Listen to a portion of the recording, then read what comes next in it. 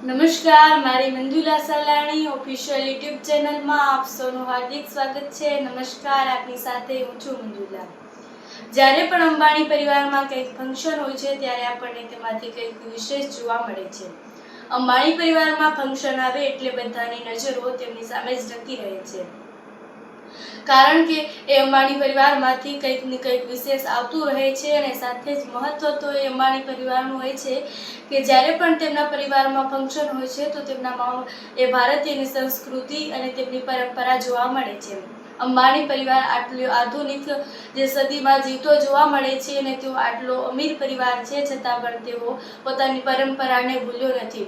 તેમનો પહેરવેશ, રહેણી કહેણી અને આપણે બધું જોયું તો તેમનામાં ખૂબ સાંસ્કૃતિકતા જોવા મળે છે. તેઓ ખૂબ સાંસ્કૃતિક રીતે પોતાના ફંક્શનોને ઉજવે છે. જેવી રીતે દર વખતની જેમ તેઓ પોતાની ભારતીય સંસ્કૃતિને ભૂલ્યા વગર, પરંપરાને ભૂલ્યા વગર જેવી રીતે તહેવારો અને ફંક્શનો ઉજવે છે, તેવી જ રીતે 10 માર્ચના દિવસે એટલે કે પરમ દિવસે અંબાણી પરિવારના દીકરાનો એટલે કે અનંત અંબાણીનો જન્મદિવસ હતો. એ અનંત અંબાણીનો જન્મદિવસ હતો એટલે તેમણે સેલિબ્રેશન પણ રાખ્યું, બર્થડે સેલિબ્રેટ કર્યો. સાથે સાથે તેઓ ભારતીય સંસ્કૃતિ અને પરંપરાને ન ભૂલતા તેમણે જામનગર ખાતે જે 1 લાખ જેટલી ગાયો હતી તેમને 56 ભોગ આપ્યા.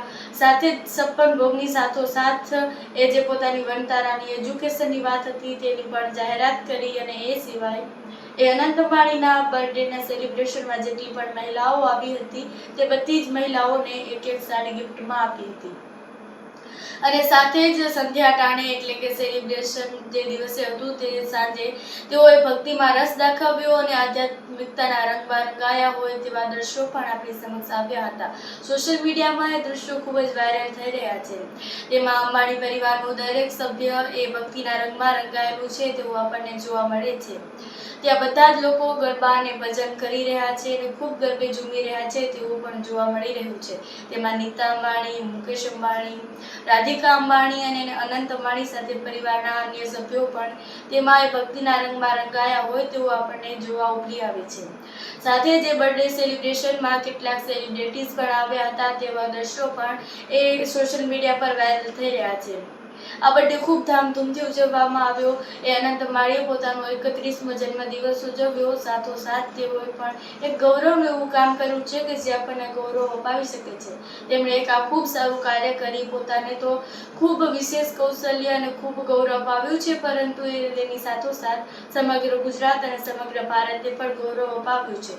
તો તમારું આ વિષય પર શું કહેવું છે કમેન્ટ્સ પર જરૂરથી જણાવજો. સાથે જ મારી Manjula Salani official YouTube channel પર આવ્યા છો તો સબસ્ક્રાઇબ કરીને જજો. નમસ્કાર.